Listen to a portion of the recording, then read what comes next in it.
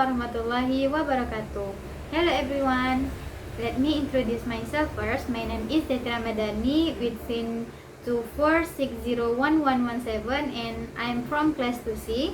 And in this video I'm going to talk about asuhan kebidanan pada perempuan dan anak berkebutuhan khusus pada permasalahan sosial. Oke, enjoy the video and happy watching guys. Pemirsa, seorang narapidana wanita yang tengah hamil tua menjerit kesakitan saat mengalami kontraksi di dalam sel rumah tahanan kelas 2B, Salatiga, Jawa Tengah.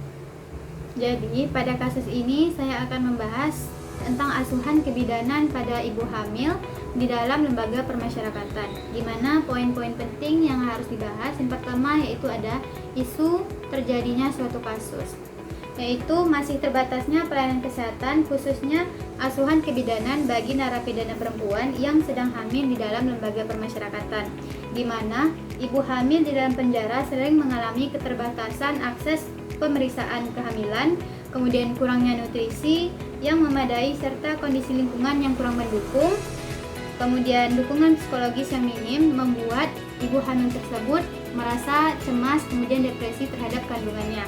Kemudian kondisi ini dapat meningkatkan risiko komplikasi kehamilan, komplikasi persalinan, serta kesehatan bayi yang akan dilahirkan nantinya.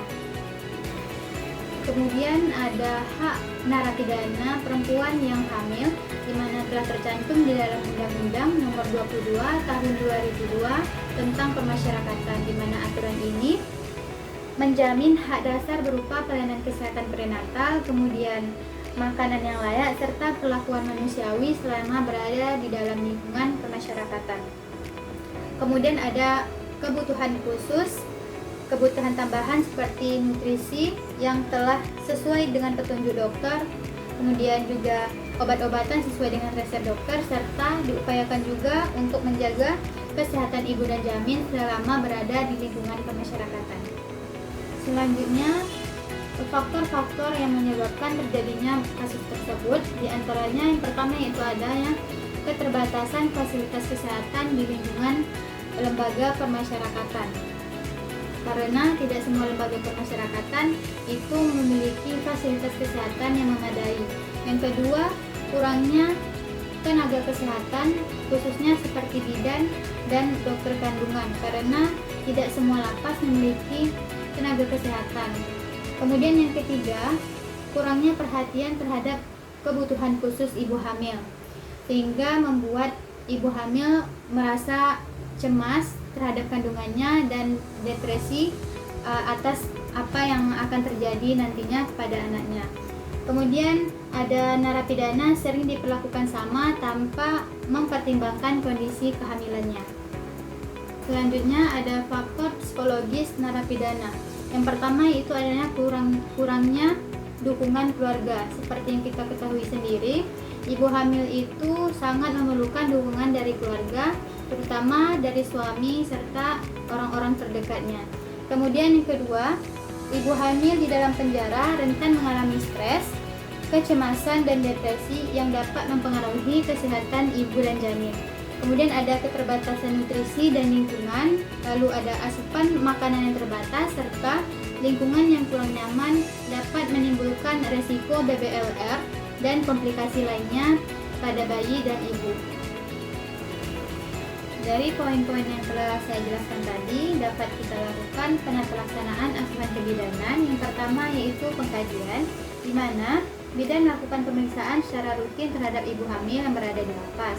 Yang kedua, mengkaji kondisi fisik dan psikologis ibu, agar ibu tidak merasa cemas terhadap kehamilannya, ibu tidak stres terhadap kehamilannya, dan ibu tidak depresi. Kemudian, mengidentifikasi faktor risiko kehamilan, lalu ada memantau pertumbuhan dan perkembangan janin. Kita memantau untuk mengetahui pertumbuhan dan perkembangan janin sesuai dengan usia kehamilan. Selanjutnya ada perencanaan asuhan.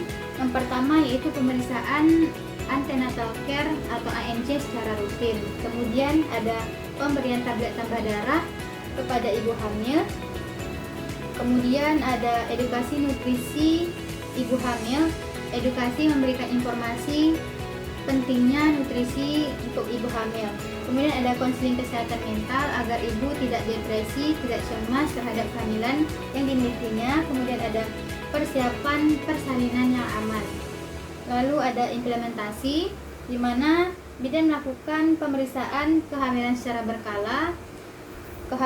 Kemudian ada memberikan edukasi tentang tanda bahaya kehamilan agar ibu hamil dapat memantau kondisi kehamilannya sendiri. Kemudian memberikan dukungan psikologis agar ibu tidak merasa sendiri, ibu tidak cemas terhadap kehamilannya, dan ibu tidak depresi. Kemudian ada berkoordinasi dengan petugas lapas dan tenaga kesehatan lainnya. Lalu ada menyusun rencana rujukan jika terjadi komplikasi yang tidak diinginkan.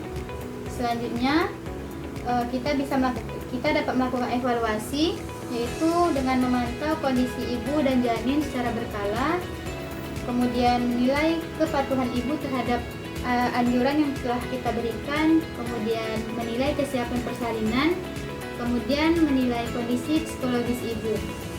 Menilai kondisi psikologis ibu supaya ibu tidak merasa cemas, ibu tidak merasa sendiri terhadap kehamilannya. Maybe that's all from me. I think enough. Thanks for watching. Wassalamualaikum warahmatullahi wabarakatuh.